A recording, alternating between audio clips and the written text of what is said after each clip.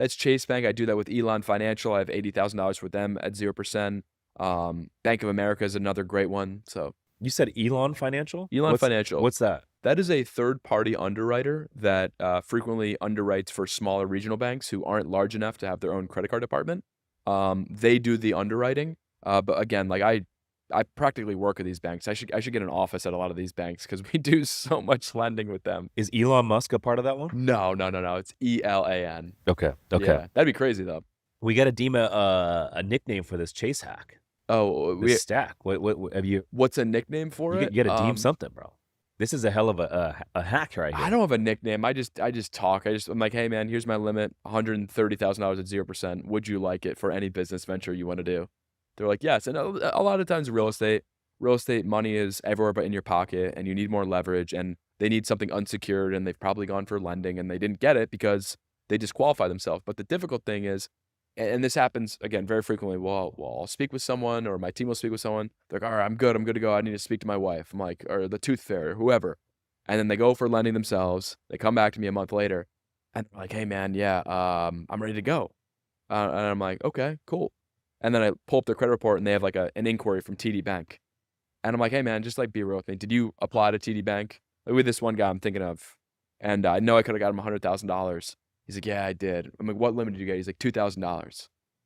And I'm like, dude, I now I can't help you. Like, I can't go back to that bank. Hey, because everything you said is on a recorded line.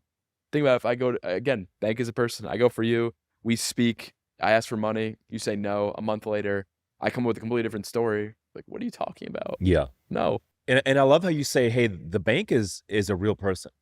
And I think this is something a lot of people miss is everything we do as business owners and real estate investors is a relationship-based game.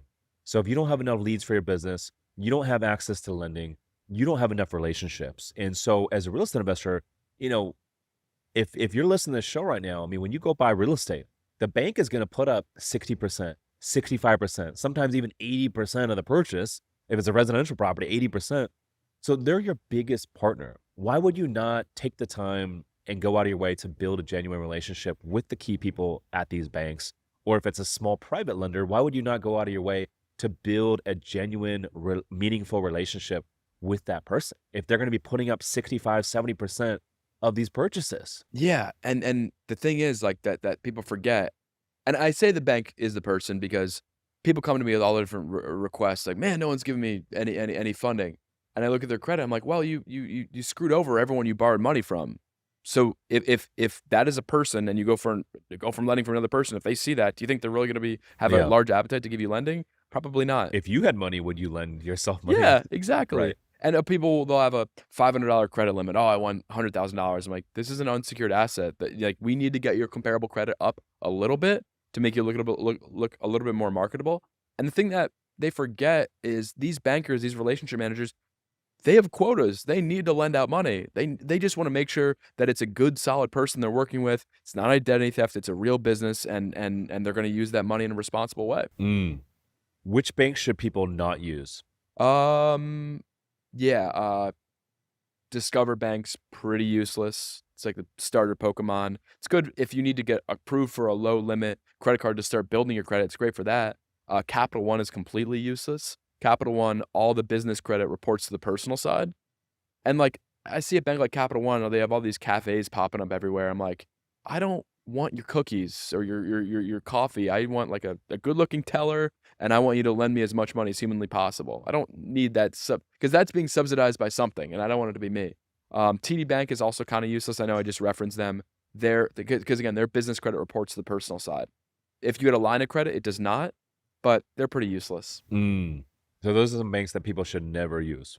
At the time of this recording, hey, 2027, they may wake up, oh, damn, we just missed out on all these new accounts opening because we're not aggressive or we're doing this. It might change, but right now, yeah, they're useless. What's going on? If you're seeing this video, you probably are interested in credit, maybe starting your own funding company, maybe you're interested in mentorship, right? I'm gonna share my screen and just show you something that's applicable to every single person that's watching this video, right? So very frequently, a lot of people I talk to, they don't have a business problem, they have a capital problem. They need more access to capital to scale. Any business I've started where I've actually needed to use that product myself has done extremely well, right? So that's how I started letsgetfunded.com. I truly went through this same exact roadmap, right? Like level one, I had negative credit, right? I had poor credit. Level 2, I need to build out my file after I removed all my negative items, late payments, collections, derogatories, right?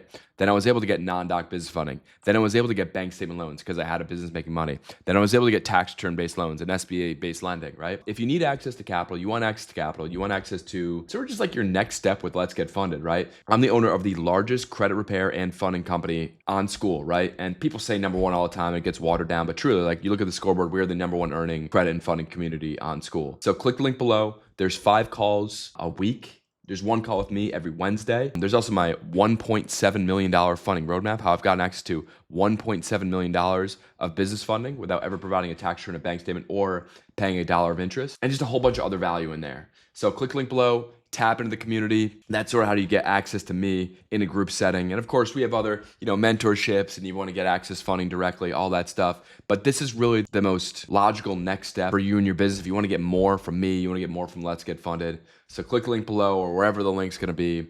Join our school community, and I'll literally talk to you on the inside. So see you there.